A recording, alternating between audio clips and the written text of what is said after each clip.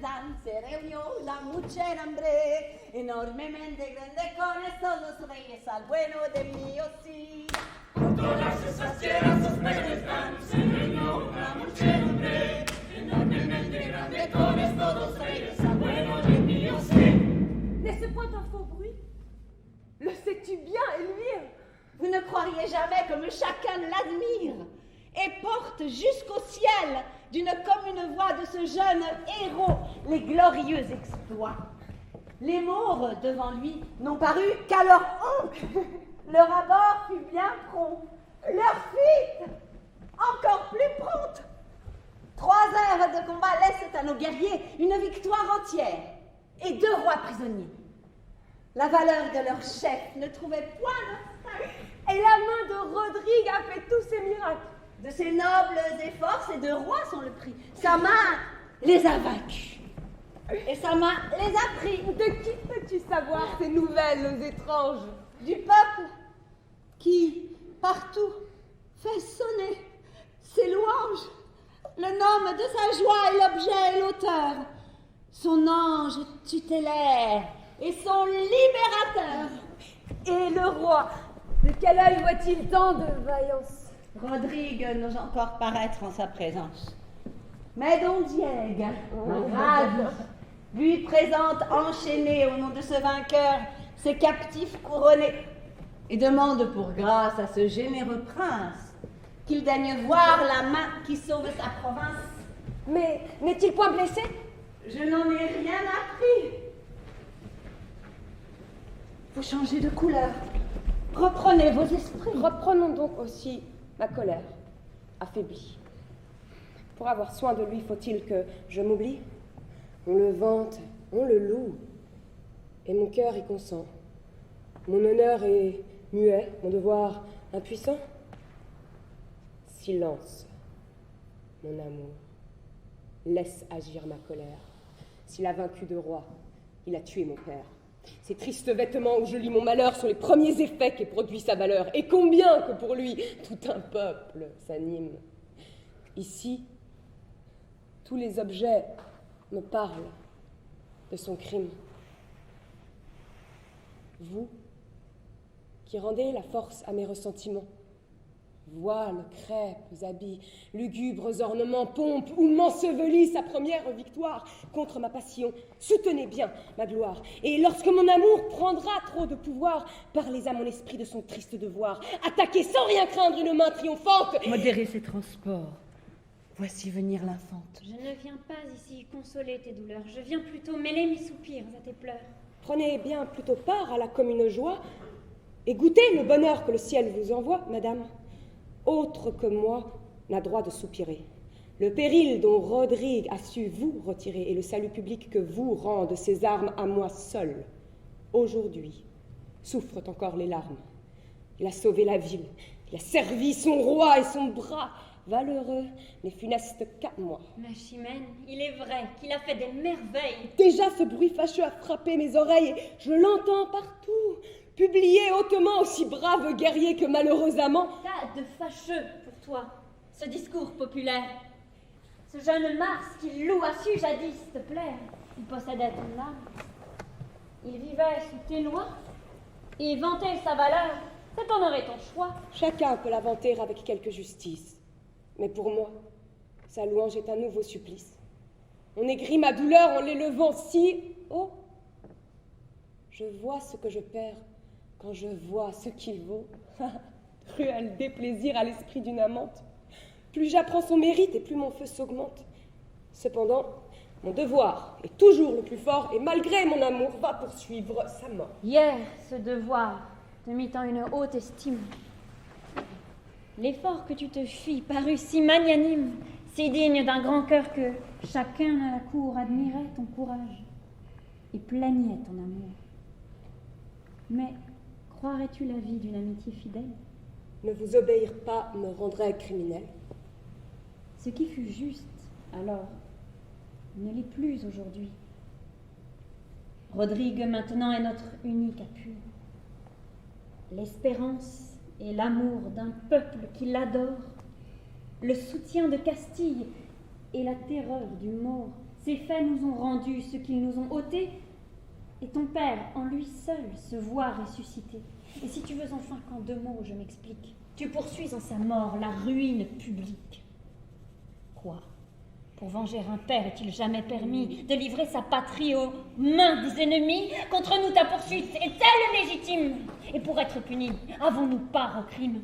Ce n'est pas qu'après tout tu doives épouser celui qu'un père mort t'obligeait d'accuser. Je te voudrais moi, mais mon arrache et l'envie. Ôte-lui ton amour, mais laisse-nous sa vie.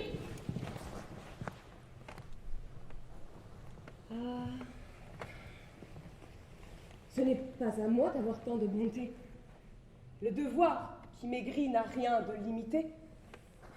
Quoique mon cœur, pour lui, contre moi, s'intéresse, quoiqu'un peuple l'adore et qu'un roi le caresse, qu'il soit environné des plus vaillants guerriers, j'irai sous mes cyprès accabler ses lauriers. C'est générosité. Quand pour venger un père, notre devoir attaque une tête si chère.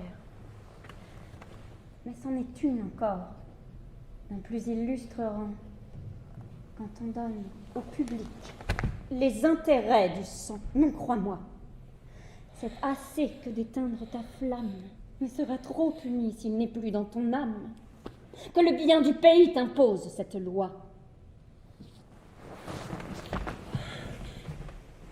Aussi bien que crois-tu que t'accorde le roi? Il peut me refuser, mais je ne puis me taire. Pense bien, ma chimène, à ce que tu veux faire. Adieu, tu pourras seul y penser à loisir. Après mon père mort, je n'ai point à choisir.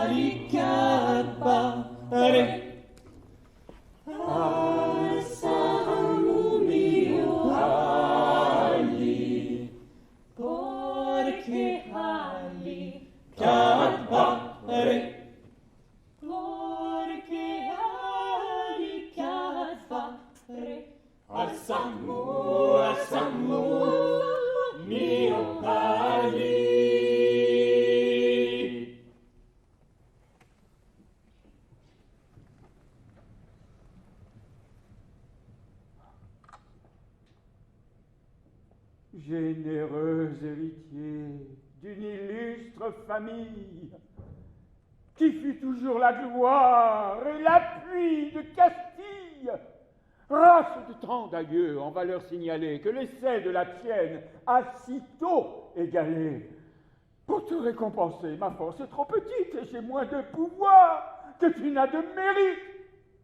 Le pays délivré d'un si rude ennemi, mon sceptre dans ma main par la tienne affermi, et les mots défaits, avant qu'en ces alarmes j'eusse pu donner ordre à repousser leurs armes, ne sont point des exploits qui laissent à ton roi le moyen ni l'espoir de s'acquitter vers toi. Mais 2 rois, tes captifs, feront ta récompense. Ils t'ont nommé tous 2 leur Cid en ma présence. Puisque si dans leur langue est autant que seigneur, je ne t'envierai pas ce beau titre d'honneur. Sois désormais le Cid qu'à ce grand nom tout cède, qu'il comble d'épouvante et grenade et tolède, et qu'il marque à tous ceux qui vivent sous mes lois, et ce que tu me vaux, et ce que je te dois. Que votre majesté, sire, épargne ma honte. D'un si faible service, elle fait trop de compte et me force à rougir devant un si grand roi, de mériter si peu l'honneur que j'en reçois. Je sais trop que je dois au bien de votre empire, et le sang qui m'anime est l'air que je respire, et quand je les perdrai pour un si digne objet, je ferai seulement le devoir d'un sujet. Tout ce que ce devoir à mon service engage ne s'en acquitte pas avec même courage. Et lorsque la valeur ne va point dans l'excès, elle ne produit point de si rare succès. Souffre donc, on te loue, et de cette victoire apprends-moi plus ou non la véritable histoire. Sire, vous avez su qu'en ce danger pressant, qui jeta dans la ville un effroi si puissant,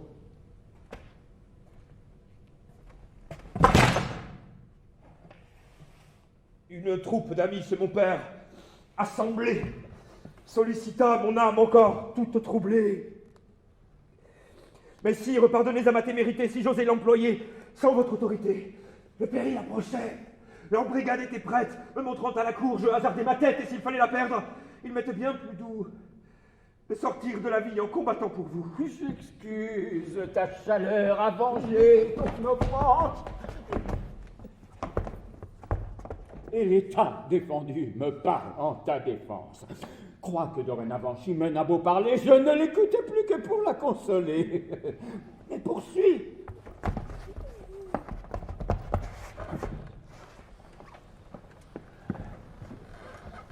Sous moi donc cette troupe s'avance et porte sur le front une mâle assurance. Nous partîmes 500, mais par un prompt renfort, nous nous vîmes 3000 en arrivant au port. Tant à nous voir marcher avec un tel visage, les plus épouvantés reprenaient de courage. J'en cache les 2 tiers aussitôt qu'arrivés dans le fond des vaisseaux qui lors fut retrouvé. Le reste, dont le nombre augmentait à toute heure, brûlant d'impatience autour de moi, demeure, se couche contre terre, et sans faire aucun bruit, passe une bonne part d'une si belle nuit. Par mon commandement, la garde en fait de même, et se tenant caché, aide à mon stratagème. Et je feins hardiment d'avoir reçu de vous l'ordre qu'on me voit suivre et que je donne à tous. Cette obscure clarté qui tombe des étoiles, enfin, avec le flux, nous fait voir 30 voiles. L'onde s'enfle dessous, et d'un commun effort, les Maures et la mer montent jusqu'aux ports. On les laisse passer. Tout leur paraît tranquille. Point de soldats au port, point au mur de la ville. Notre profond silence abusant leurs esprits. Ils n'osent plus douter de nous avoir surpris. Ils abordent sans peur, ils ancrent, ils descendent et courent se livrer aux mains qui les attendent. Nous nous levons alors, et tous en même temps poussons jusque au ciel 1000 cris éclatants. Les nôtres, à ces cris de nos vaisseaux, répondent. Ils paraissent armés. Les Maures se confondent. L'épouvante les prend à demi descendus. Avant que de combattre, ils s'estiment perdus. Ils couraient au pillage et rencontrent la guerre. Nous les pressons sur l'eau, nous les pressons sur terre, et nous faisons courir des ruisseaux de leur sang avant qu'aucun résiste ou reprenne son rang.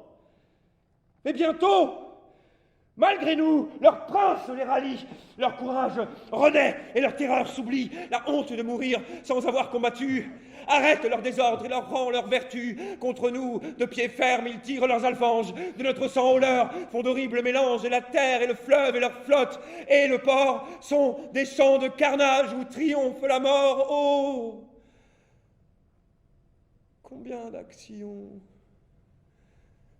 combien d'exploits célèbres furent ensevelis dans l'horreur des ténèbres, où chacun, seul témoin des grands coups qu'il donnait, ne pouvait discerner où le sort inclinait. J'allais de tous côtés encourager les nôtres, faire avancer les uns et soutenir les autres, ranger ceux qui venaient, les pousser à leur tour, et n'en pus rien savoir jusqu'au point du jour.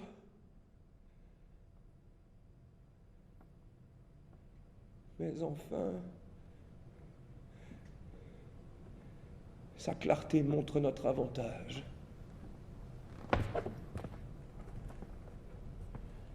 Le Maure voit sa perte et perd soudain courage, et voyant un renfort qui nous vient secourir, l'ardeur de vaincre cède à la peur de mourir. Ils gagnent leur vaisseau, ils en coupent les câbles, nous laissent pour adieu.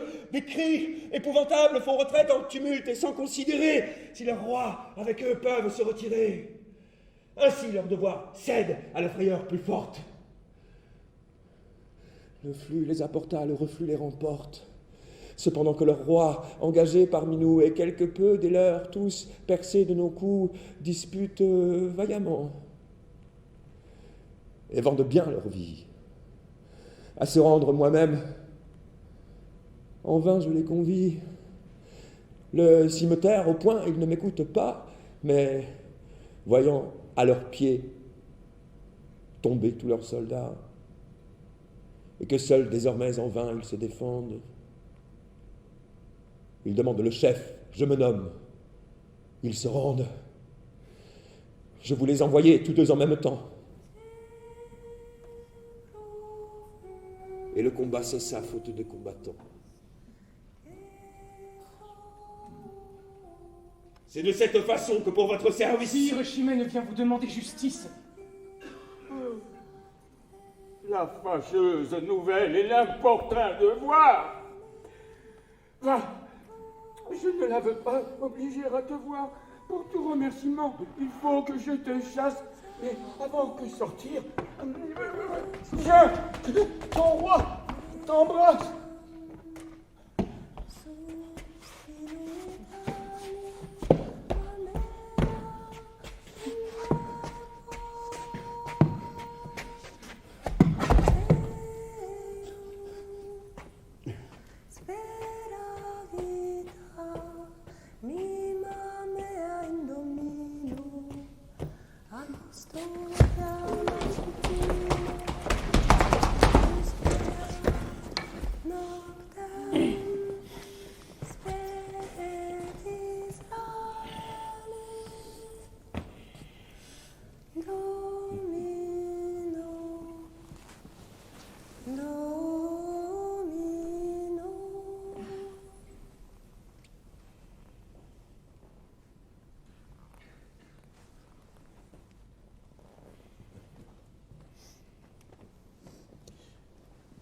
Chimène le poursuit et voudrait le sauver. On m'a dit qu'elle l'aime et je vais l'éprouver. Montrez un œil plus triste.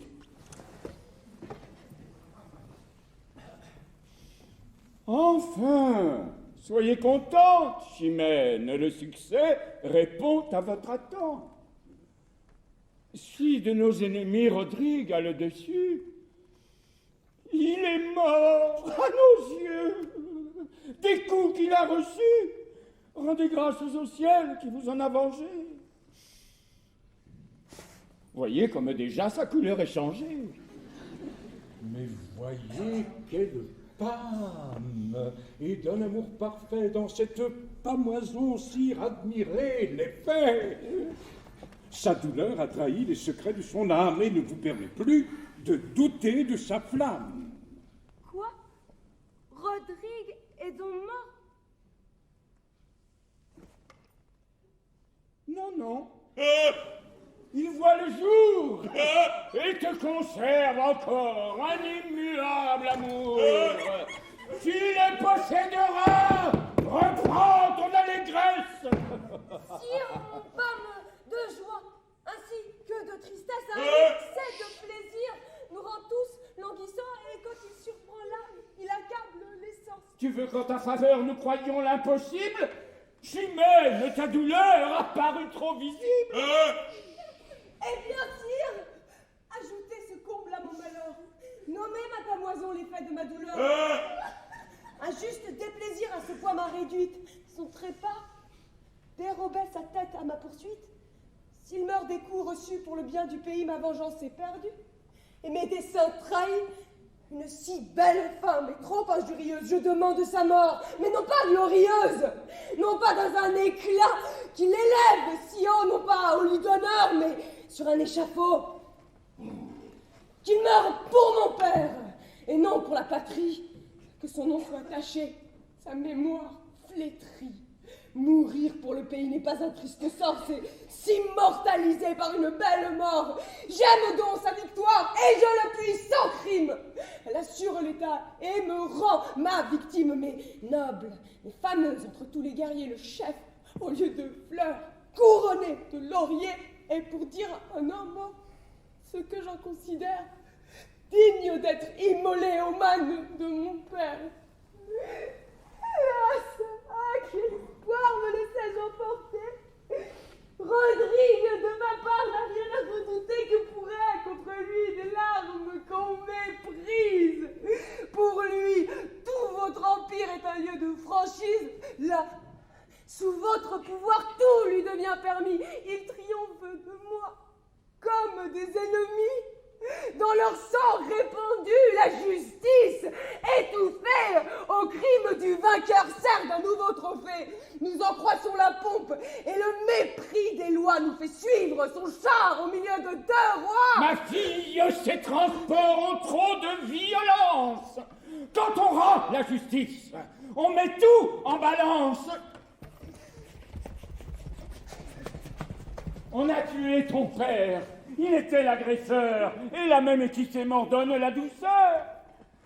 Avant que d'accuser ce que j'en fais paraître, consulte bien ton cœur. Rodrigue en est le maître. Et ta flamme en secret rend grâce à ton roi dont la faveur conserve un tel amant. Pour toi, pour moi, mon ennemi, l'objet de ma colère, l'auteur de mes malheurs, l'assassin de mon père. De ma juste poursuite, on fait si peu de cas qu'on me croit obligé en ne m'écoutant pas.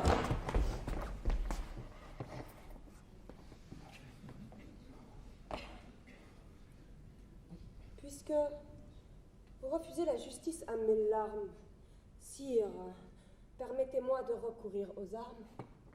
C'est par là seulement qu'il a su m'outrager. Et c'est aussi par là que je me dois venger. À tous vos chevaliers, je demande sa tête. Oui, qu'un d'eux me l'apporte. Et je suis sa conquête. Qu'il le combatte, sire. Le combat fini, j'épouse le vainqueur. Si Rodrigue est puni, sous votre autorité, souffrez qu'on le publie. cette vieille coutume en ces lieux établis, sous couleur de punir un injuste attentat, des meilleurs combattants affaiblis un État. Souvent, de cet abus, le succès déplorable opprime l'innocent et soutient le coupable. J'en dispense, Rodrigue. Il m'est trop précieux pour l'exposer au coup d'un sort capricieux.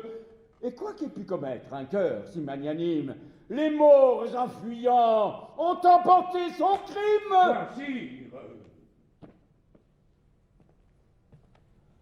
pour lui seul, vous renversez des lois qu'a vu toute la cour observer tant de fois. Que croira votre peuple? Et que dira l'envie si, sous votre défense, il ménage sa vie et s'en fait un prétexte à ne paraître pas où tous les gens d'honneur cherchent à montrer pas? Une pareille faveur ternierait trop sa gloire, qu'il goûte sans rougir les fruits de sa victoire. Le conduit de l'audace, il en a su punir, il l'a fait en brave homme, et le doit soutenir. Puisque vous le voulez, j'accorde qu'il le fasse. Mais d'un guerrier vaincu, 1000 prendraient la place. Et le prix que Chimène au vainqueur a promis, de tous mes chevaliers feraient ses ennemis. L'opposition à tous serait trop d'injustice. Il suffit qu'une fois, il entre dans la liste. Choisis qui tu voudras, Chimène, et choisis bien. Mais après ce combat, ne demande plus rien. N'excusez point par là ceux que son bras étonne. Laissez un champ ouvert où n'entrera personne. Après ce que Rodrigue a fait voir aujourd'hui, quel courage assez vain s'oserait prendre à lui? Qui se hasarderait contre un tel adversaire? Qui serait ce vaillant ou bien ce téméraire? Faites ouvrir le champ, vous voyez l'assaillant. Je suis ce téméraire, ou plutôt ce vaillant. Accordez cette grâce à l'ardeur qui me presse. Madame, vous savez quelle est votre promesse? Chimène, remets-tu ta querelle en sa main? Sire, je l'ai promis. Soyez prêt à demain. Non, sire, il ne faut pas différer davantage. On est toujours trop près quand on a du courage. Sortir d'une bataille et combattre à l'instant. Rodrigue a pris haleine en vous la racontant. Du moins 1 heure ou 2. Je veux qu'il se délage. Mais, de peur qu'en exemple un tel combat ne passe, pour témoigner à tous qu'à regret, je permets un sanglant procédé qui ne me plie jamais. De moi ni de ma cour, il n'aura la présence. Vous seuls, des combattants, jugerez la vaillance. Ayez soin que tous deux fassent le tangent de cœur et le combat fini m'amener le vainqueur.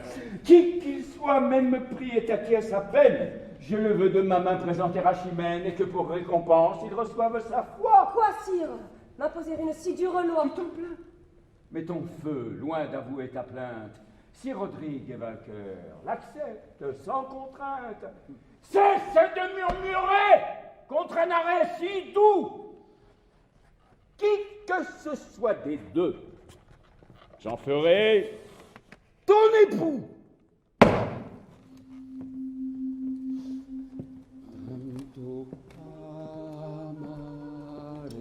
Tanto amare, enfermaeron velios nidios, tanto amare,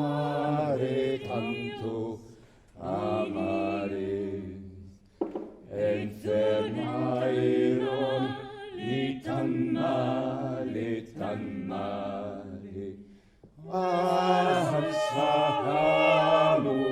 mio vali, che fare anecne badebare. Alzamo mio vali, perché Che fare anecne badebare.